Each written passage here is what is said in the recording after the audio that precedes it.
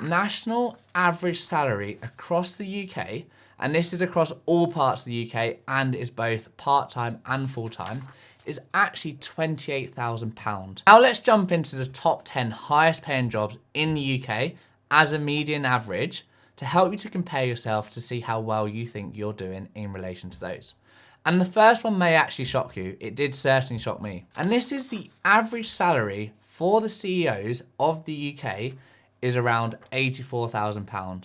I actually thought that would be significantly higher than that, but it does help you to understand that if you're earning anywhere near that, you're probably on a pretty good salary and most likely in the top 10 to top 5% of earners in the UK. Up next, we have marketing, sales and advertising executives at a salary of £83,015, followed by IT directors as the third highest paying job in the UK at £80,000. This is followed by PR and communication directors at a salary of £79,886, followed by logistics, transportation and warehouse directors at a salary of £72,117. On average, the salary for pilots and air traffic controllers in the UK is £71,667, followed by finance directors and managers at a salary of £70,000. Following finance directors and managers, you have functional managers. So this can be anyone in operations, procurement,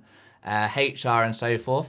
And they're earning on average £69,993. Following again, and this one did actually surprise me as well, is specialist medical practitioners earning on average £66,031. And finally, the 10th highest paying job in the UK on average is head teachers and principals at an average salary of £66,014. So there you go. They're the highest paying jobs that you have in the UK according to the ONS study that was recently conducted and an article by Forbes talking about the top 10 highest paying jobs. So now you understand those, it's probably good to reflect on how well you're doing in comparison, because I was certainly earning more than a lot of those, but I actually felt poor and inadequate versus those guys, which is absolutely ridiculous when you come to think about it. So please have a think about how well you're doing and start to reframe your mindset. You start to think that you're doing well.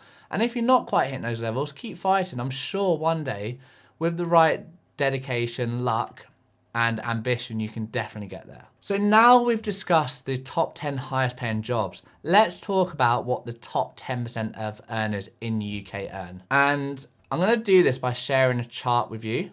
So this chart shows you the average salaries across the UK and what puts you into those different quartiles. So as you can see from the chart here, the top 10% of earners in the UK earn on average £59,200.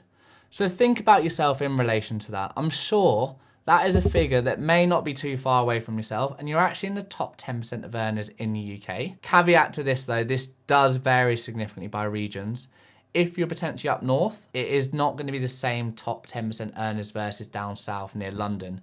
So there is an ONS tool that I will share with you after as well that can talk about what the regional earners are earning on average, but this puts into good perspective across the UK. So as we talked about there, the top 10% of earners in the UK earn £59,200. So finally, let's talk about the top 1% of earners. And this one again surprised me. I thought it may be in the millions, but it's actually only, and I say only like it's actually realistic, is £183,000. I'm not sure I'll ever get there, but it's something you can aspire to do. To obviously get to that kind of job, you need to be working in a very senior position in a big blue chip organization, potentially a partner at a management consulting firm, potentially a partner at a law firm, or even various things such as working in investment banking, sales, etc. But it is possible. Now, finally, you've understood what the top 10 highest paying roles in the UK are, the average salary, as well as what the top 10 and top 1% of earners earn. I want to talk you through how I've actually overcome my mental anxiety when it came to earnings. Because as I touched upon at the start, I have actually over the years felt I was inadequate, which pushed me to trying to chase the next big thing. We're trying to work in all of these elite industries, get an MBA from a top university, just so I can try and compete with what I perceived was as a high earner. But actually, in reality, I would consider myself a high earner based on the figures that we've just looked at. But to help me to put this into perspective and to help me to change my mindset, I've had to deploy these 5 things that I want to talk you through now because I think they may also help you. The first one is to stop comparing yourself to others. And this is a really tough one because if you go on social media, immediately you start to see wealth just thrown in your face everywhere you look. You go on Instagram, you see all of these young guys driving Lamborghinis, living in Dubai. You see all these people going on amazing trips. Even in my friendship group, I've got friends flying around in private jets. And you just feel really inadequate to those guys. But actually, put it into perspective. Back in the day, you could only compare yourself to your neighbors. And you would see how well you're doing in relation to them based on how their house was looking, how they looked financially, whether they seemed happy, etc. And that was a good way to calibrate your expectations. And also you had television, but not social media in the same way that you do now. So first, stop comparing yourself to others. A lot of that perceived wealth is actually fake, and a lot of it is on credit cards, credit, and so forth. So don't also believe everything you see online. Up next is to reduce your debt and increase your cash flow.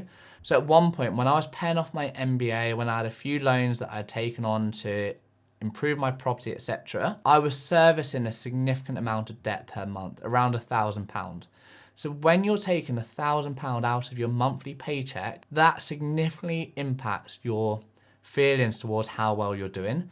So my advice is to try and pay down as much of your debt as possible to increase your cash flow and hopefully make yourself feel richer. Up next is to be proud of your achievements and celebrate success. So for years I thought, look, I'm only earning this is rubbish. Actually, reframe your mindset, put it into perspective in terms of the data that we've just looked at and say, look, bloomin' hell, I'm actually doing okay. And if I keep going on this trajectory, I can increase my wealth, I can help others, and I can also help those other people to get there. Because I think that is one of the most important things in life. Celebrate your success, reframe your mindset, and also help others. Coach, mentor, do whatever you can to help the younger generations to get where they need to be. Up next is to maintain a budget and good spend control.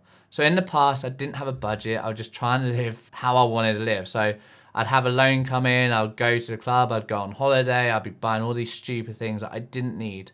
I've actually started to implement a budget right now. Main reason being is I was getting married and I needed to ensure that I had the correct cash flow to be able to support the payments I had to make for the wedding, and also so my partner would be happy that we weren't actually delaying the wedding any further. So I put a budget in place and I've been using that, and it's really changed the way I think about money, and also it's made me feel a lot wealthier. What I do is I have the budget, I pay myself first at the start of the month, so anything I need to do to put away for the wedding, I put into a pot. I then invest in various savings vehicles that I have. And then any money at the end of the month I have, discretionary spending, I spend on things that make me happy, such as going to the cinema, going out for dinner, potentially going on holiday, and so forth. So finally, the last thing that I've done is to implement more broader good money habits, which include things such as not taking on needless debt, only spending money that you need to spend, and also before taking on a high value purchase, pausing for 24 hours to make sure that it's not an impulse purchase, as that's where we can also fall afoul and get in debt pretty quickly, and having things such as an emergency fund. I've actually made a video the other day which talks about the biggest money mistakes that I've made as a 34-year-old working in banking, with the hope that you can actually learn from these and not make those same mistakes. So I'm going to link that video here for you. I'd encourage you to go and look at it because it's really helpful. It's really brutal, really honest in terms of things that got me down over the years. And it was due to my spending habits. And I want you to learn from those and hopefully not to make the same mistakes. If you found this video useful, I'm going to be making content in a similar nature of this going forward that shares my insights in a way that's truly authentic. Please feel free to like and subscribe, share with your friends, and hopefully we can go on this money journey together and make you significantly wealthy and also happier about your financial situation together. Thank you for your time. Have a good one. Bye-bye.